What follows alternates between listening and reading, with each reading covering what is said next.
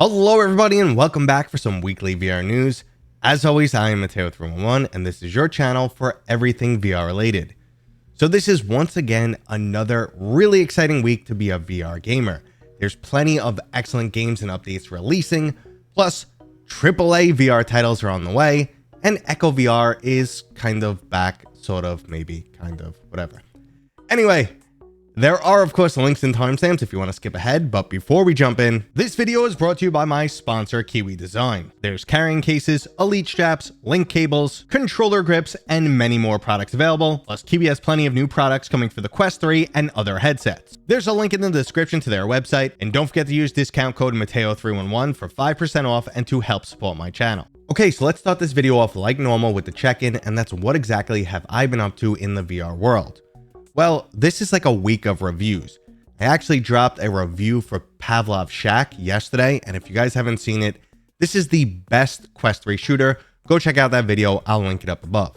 I'm also working on a review for Stride Fates and also Demeo Battles. I've been really deep into those games, so like I said, a week of reviews, and while I can't really talk about those titles too much, yet, obviously embargoes, but additionally, I've been nominated as VR Content Creator of the Year from the 7th Annual VR Awards.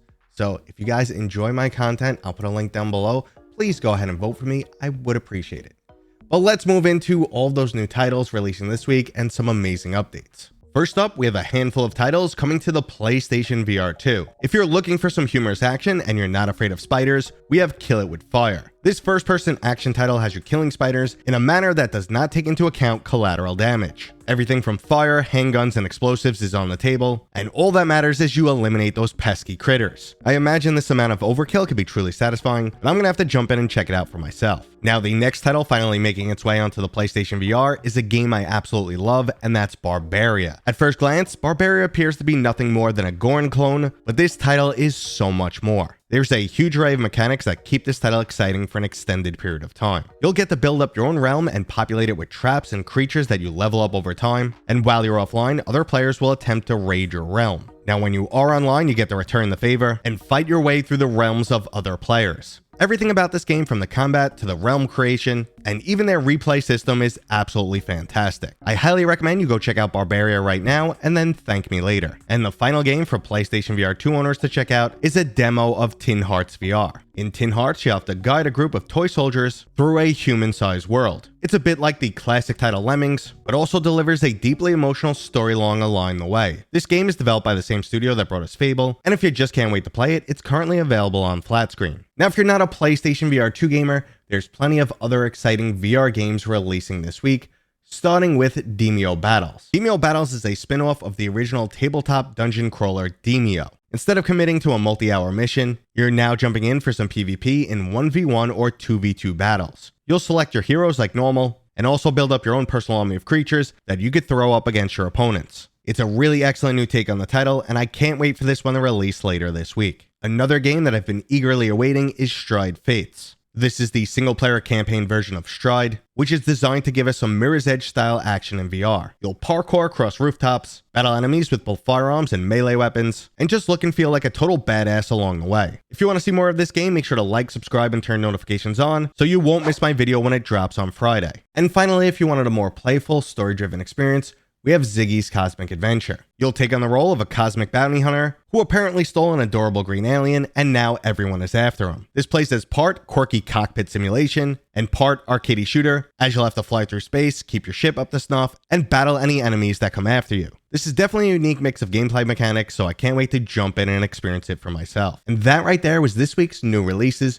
But even better are the upcoming game updates and new announcements. Starting with new announcements, we're getting more Sniper Elite VR. Sniper Elite Winter Warrior is surprise dropping at the end of this month, and we get to jump back in for some more World War II Nazi killing with that signature X-ray kill cam. I thoroughly enjoyed Sniper Elite VR, so I'm ready to experience more of a good thing. And speaking of re-experiencing things, Quest owners could re-experience the fantasy RPG, The Wizard's Dark Times, now with a buddy in a new co-op mode. The free Brotherhood DLC not only updates this game, but allows both you and a friend to take on hordes of enemies with the game's signature gesture-based spells. So if you enjoy something like Dungeons of Eternity, but prefer more magic over melee, it might be time to revisit the Wizard's dark times. Now another game to receive a sudden and unexpected update is Creed Rise to Glory. The free Sweet Science update not only includes hand tracking support for the quest, but also introduces Tommy the Machine Gun from Rocky V as a new adversary to beat down. There's also some updates to the fitness tracking features of this game, so if you enjoy using Creed Rise to Glory as some cardio,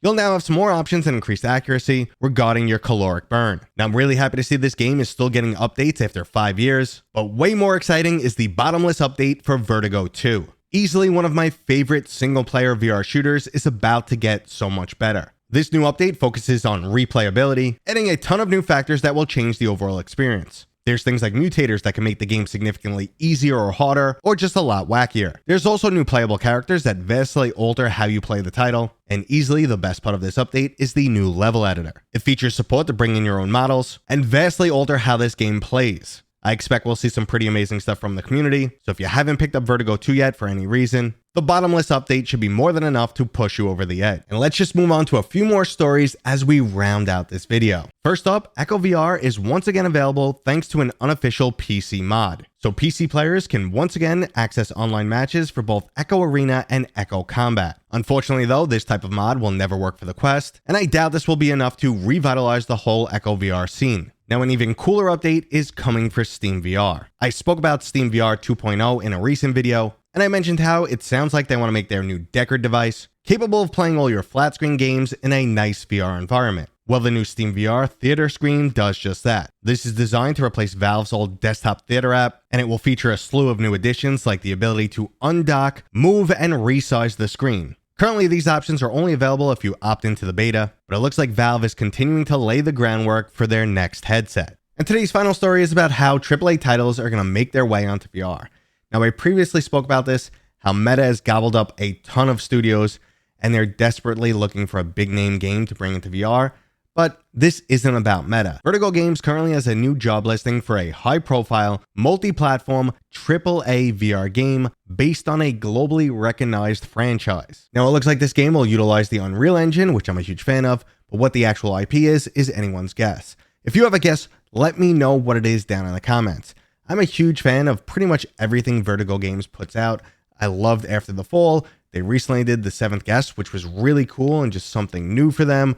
Arizona Sunshine 2 looks fantastic. The original game was ahead of its time. So if anyone's going to bring us a AAA title in the near future, I think they're an excellent candidate, and I know they have some serious money backing them up. But what do you guys think? Let me know down in the comments. And that was today's video, brought to you by my dad, Mateo311. If you enjoyed it, please go ahead and give it a thumbs up. And if you're new here, Consider subscribing. consider subscribing. Consider subscribing. Consider subscribing. Consider subscribing. We'll see you guys on next time. We'll see you guys on next time.